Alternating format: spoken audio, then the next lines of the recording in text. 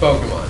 It's one of those things you grew up loving and playing and getting made fun of for, or one of those things that your parents didn't let you play and your friends didn't let you play because, they didn't want to look lame. Well, anyways, Pokemon first came out in 1996 and it was introduced by Game Freak and the Nintendo branch, and it did a really good job of starting you off knowing your typing.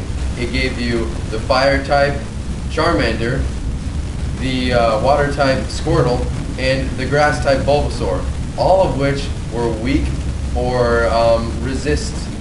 Yeah, I don't know how to say it. But anyways, all of them were weak to one of them or resisted another one of them, which really helped you learn the basic typings. And now I'll go into battle tactics and what moves work on other Pokemon, what moves don't affect other Pokemon. Now, a common question asked by new-coming players or curious players about Pokemon is this. What's the most powerful Pokemon? Is it Mewtwo? Is it Dragonite? Is it Ho-Oh?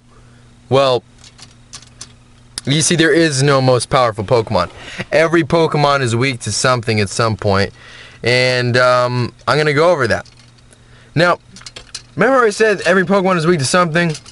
Well, in some cases, that's not correct. There are two Pokemon, Sableye and Spiritomb, that actually have typing that covers every one of their weaknesses. It's Ghost and Dark type, both of them, and they have no weaknesses. And there are other Pokemon that have abilities that allow them not to have weaknesses at all.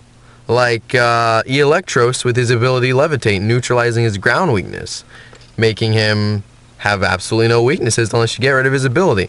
Now, there are ways around the ability. Let's say you have a Haxorus with Mold Breaker. You could easily just go in there and Earthquake that Electro, since Mold Breaker, the ability, allows you to break through opponents' abilities. You could also hit Rotom Wash with Levitate. There are other Pokemon that make it to where they're extremely hard to hit with their typings, such as Swampert or Gastrodon, with their unique grass, ground and water typing, making them only weak to grass. I'm going to go over some battle strategies now on how you can learn to predict what your opponent is going to do based on weaknesses.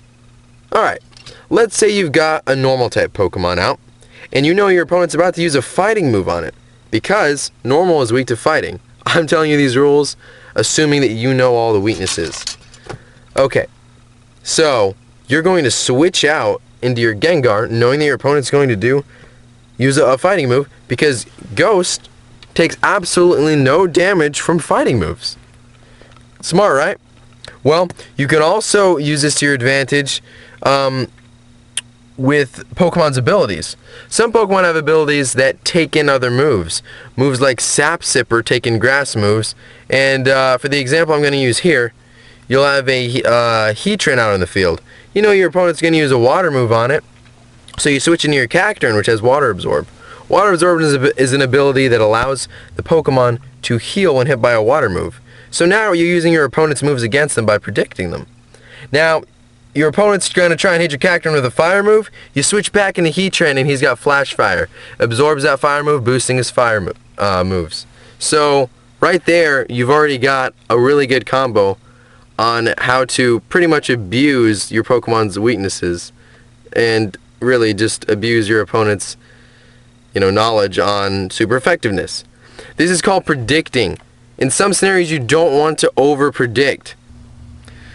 An example of predicting in a Pokemon battle would be if you were to have a Garchomp out on the field and your opponent were to have an electric type such as Manectric out, and you were to go for a Earthquake on the Manectric.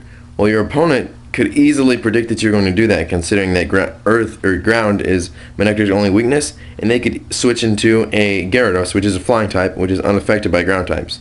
So not only did you just waste a turn not hitting Manectric, Gyarados' ability activates, which is Intimidate, which lowers your Garchomp's attack, rendering it kind of useless. And that's the end of the first episode of Yellowbox Talks. Next time I'll be going over weather teams. Did you learn a lot today, Blake? I learned how, yeah. How much did you learn, Blake? A lot!